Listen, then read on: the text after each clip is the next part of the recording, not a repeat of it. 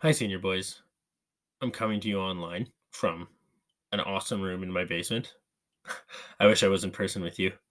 I wish that we could be at camp this year.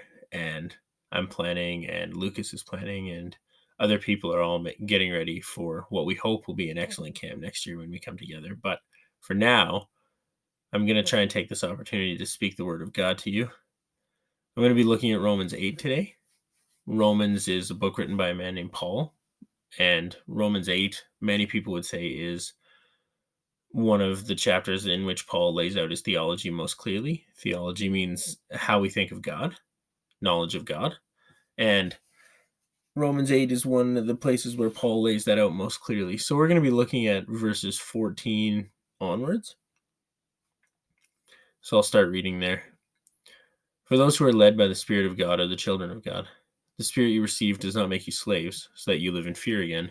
Rather, the Spirit you received brought about your adoption to sonship. And by him we cry, Abba, Father. The Spirit testifies with our spirit that we are God's children. Now, if we are children, then we are heirs, heirs of God and co heirs with Christ, if indeed we share in his sufferings, in order that we may also share in his glory. This idea of adoption is something that some of you probably have a very tangible experience of. Maybe you were adopted, maybe you have adopted siblings, and others of us, we just don't know. In the Roman times, unlike our time, adoption was done primarily to young adults, almost exclusively young adult males. It was done for people that were worthy, and it was done by people that had no other kids. So it was done for wealthy people that had no heir, wealthy people that had no one to pass their estate on to. They would choose someone to carry on their name and manage their affairs after they were gone. Someone actually about your age, 12 to 17, somewhere in there. I love that. I love that image that Paul is working in us, because he's not choosing, a little baby, although that is beautiful. He's not choosing someone that he doesn't know. The Roman image of adoption is choosing someone that you do know. Now, the the thing about the Christian story, the thing about the Jesus story, is that he doesn't choose us because we're worthy.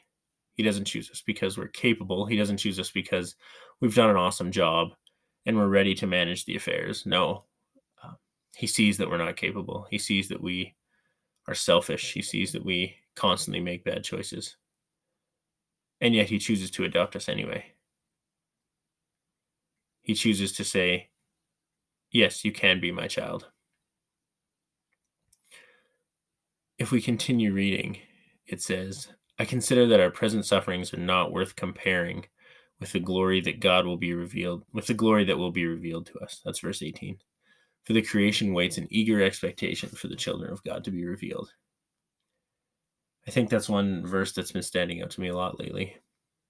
Anyone who doesn't have their head in the sand knows that things are real bad almost everywhere. It seems like everything is broken. There's incredible criticism. Everyone's doing the wrong thing all the time. The creation waits in eager expectation for the children of God to be revealed.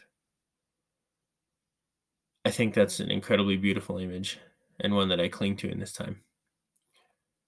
I see that God is inviting us.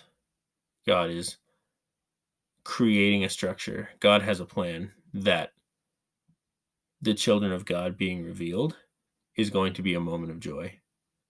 The children of God being revealed is going to change everything. And I think that's the invitation that I want to leave you with. God has created the entire universe.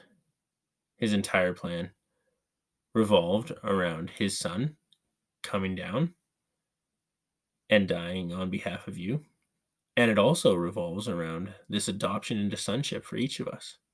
It revolves around coming into the fold, coming into being a child of God. I'm hoping this week that when we have the opportunity to spend time in the Word, we'll be talking about being a child of God, what that means, what that looks like. But for now, I'm hoping that you'll go off and you'll spend some time thinking, am I a child of God? Do I want to be? How can I do that? The answer is, if you believe in faith, God's promised to adopt you already. Thanks for listening. If you have any comments, anything, give us a like. That would be really great. Hopefully, we'll see you again soon.